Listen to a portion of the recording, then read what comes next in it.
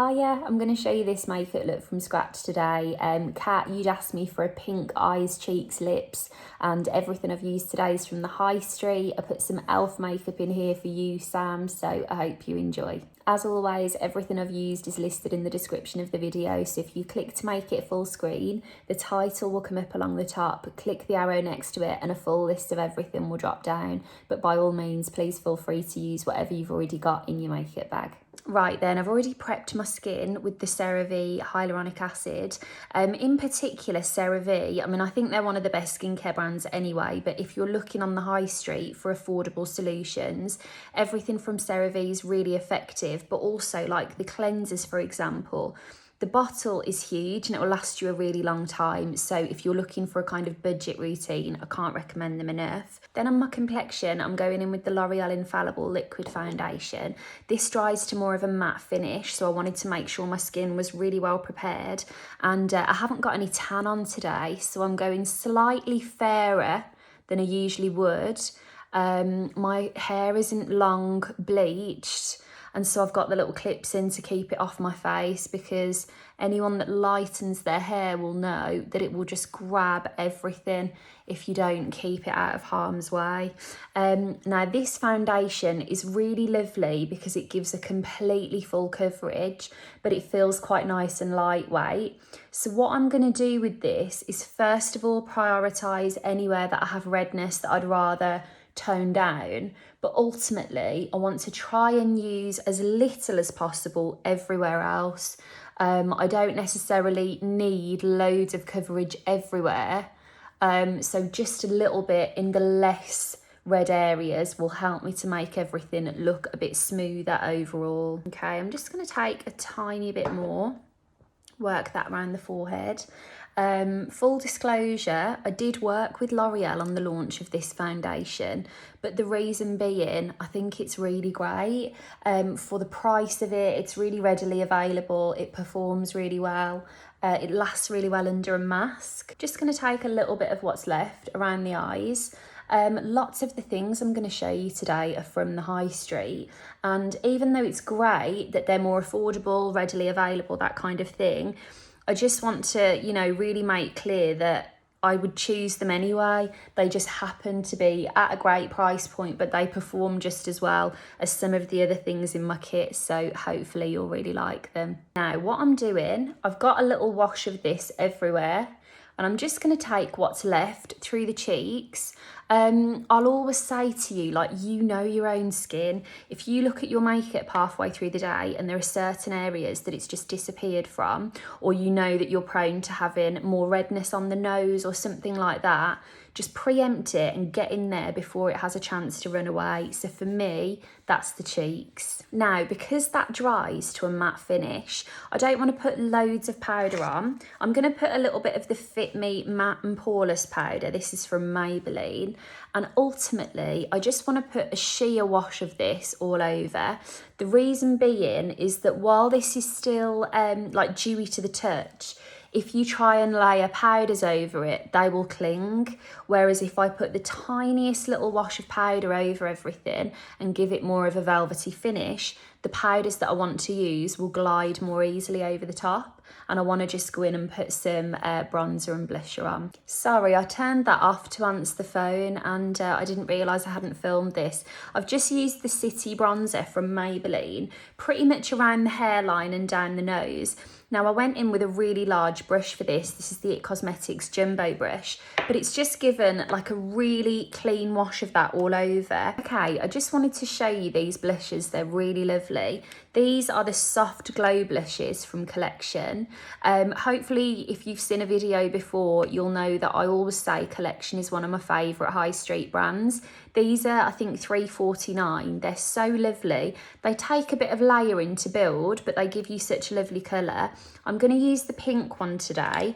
I would also say about these blushes that they're a very similar kind of cheaper option than the two Dior blushes that are viral on TikTok at the moment. I'm going to use a little wash of pink today because I'm going in with lots of rose gold colours on the eyes, but I'm just going to trace that above where that bronzer went on. Okay, if we're talking about favourite things from the high street, these colour tattoo shadows from Maybelline, I used to wear these religiously when they first came out. I haven't had any new ones in a while. I just picked this one up recently. It's called Pink Gold. I'm going to use this one for the first time. I've had lots of different colours in these and they are absolutely lovely.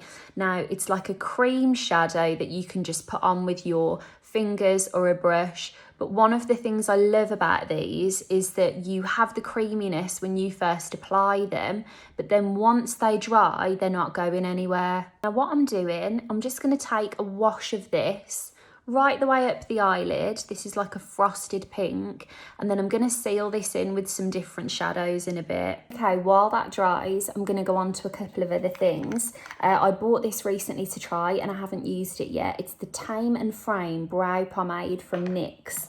Now, Karen, you'd recently asked me to show using a pomade rather than like a pencil or a gel or anything like that. And I haven't used a pomade in a while, so I'm looking forward to it. I'm just taking this off on the back of my hand and going in with an angled brush now.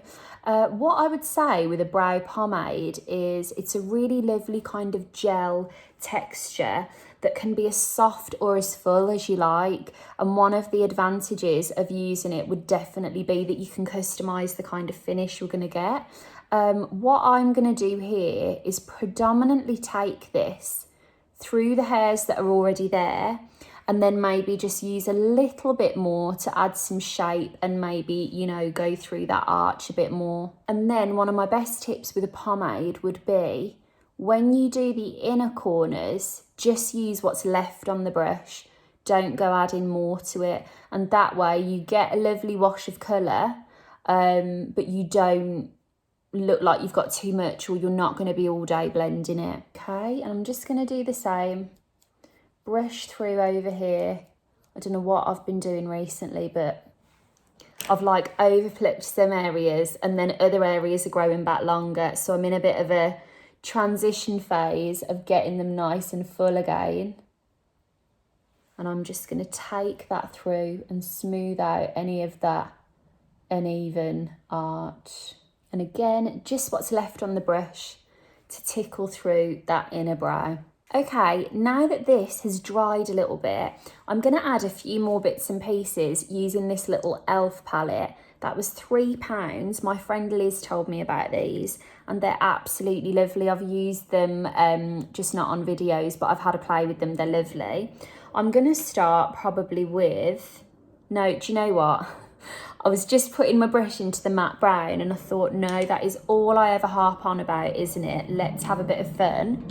I'm going to take some of this cranberry pink and go through the crease, well, above the crease.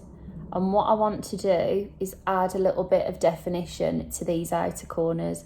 Once I've put this on, I actually might use the soft brown to even everything out, because this was something actually that someone had said to me recently. Could I go into a bit more detail about layering shadows? And one of the things that I think is a really good thing to keep in mind is that if you're not the most confident blender, like look at this right now, that is a real juxtaposition of two colours.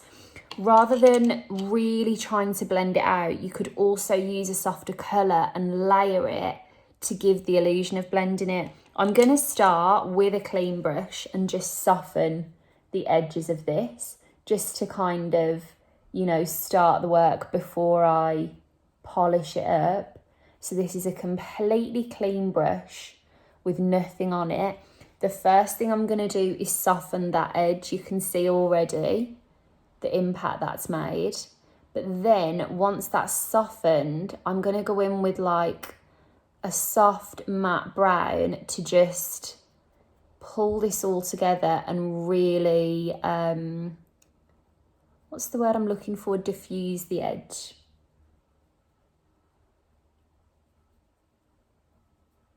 Okay, that is blended.